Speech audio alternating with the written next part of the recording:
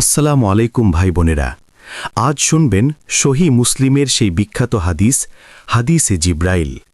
এই হাদিসে জিব্রাইল আলাইহিসসালাম নিজে এসে ইসলাম, ঈমান, এহসানের সংজ্ঞা দিয়েছিলেন। সহি মুসলিম হাদিস নং ৮।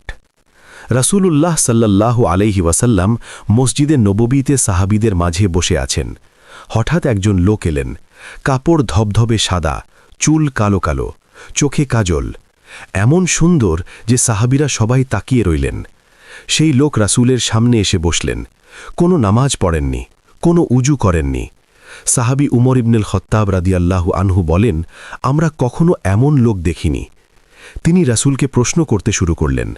প্রথম প্রশ্ন, ইসলাম কি? রাসূল বললেন, ইসলাম হল আল্লাহ ছাড়া কোনো ইলাহ নেই এবং মুহাম্মদ আল্লাহ রাসূল এর সাক্ষ্য দেওয়া, নামাজ কায়েম করা, যাকাত আদায় করা, রমজানের রোজা রাখা, হজ করা যার সামর্থ্য আছে। লোকটি বললেন, আপনি সত্য বলেছেন। সাহাবীরা অবাক, কারণ তিনি নিজে প্রশ্ন করছেন, আবার নিজেই সত্যায়ন করছেন। দ্বিতীয় প্রশ্ন, ঈমান কি? রাসূল বললেন, ঈমান হল আল্লাহর উপর ঈমান আনা, ফেরেশতার উপর, কিতাবসমূহের উপর, রাসূলগণের উপর, শেষ দিনের উপর, তাকদীরের উপর ঈমান আনা। লোকটি আবার বললেন, আপনি সত্য বলেছেন। তৃতীয় প্রশ্ন, এহসান কি? রাসূল বললেন, এহসান হল তুমি আল্লাহকে এমনভাবে ইবাদত করো যেন তুমি তাকে দেখতে পাচ্ছ, যদি দেখতে না পাও তিনি তোমাকে দেখছেন। লোকটি আবার বললেন, আপনি সত্য বলেছেন।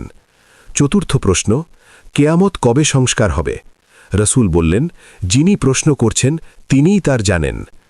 উমর রাদিয়াল্লাহু আনহু বলেন, আমি ভেবেছিলাম রাসূল এবার কিছু বলবেন, কিন্তু তিনি চুপ রইলেন। লোকটি উঠে চলে গেলেন। সাহাবীরা রাসূলকে জিজ্ঞেস করলেন, এ লোক কে ছিলেন? রাসূল বললেন, এ জিব্রাইল আলাইহিসসালাম, তিনি তোমাদের ধর্ম শেখাতে এসেছিলেন।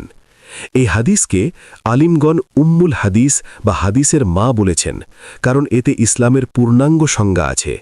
সহি বুখারী ও সহি মুসলিম উভয়েই এই হাদিস আছে। ইসলাম সমান আমল, ৫ স্তম্ভ, ঈমান সমান বিশ্বাস, ৬ মূলনীতি, ইহসান সমান উত্তম আমল, আল্লাহকে দেখা মনে করা। ভাই বোনেরা, এই হাদিসে জিব্রাইল আলাইহিসসালাম নিজে এসে ধর্মের পূর্ণ সংজ্ঞা দিয়েছেন। আজ থেকে এই ৩টি মেনে চলুন, নামাজ জারি করুন, ঈমান শক্ত করুন, ইহসানের আমল করুন। সাবস্ক্রাইব করুন,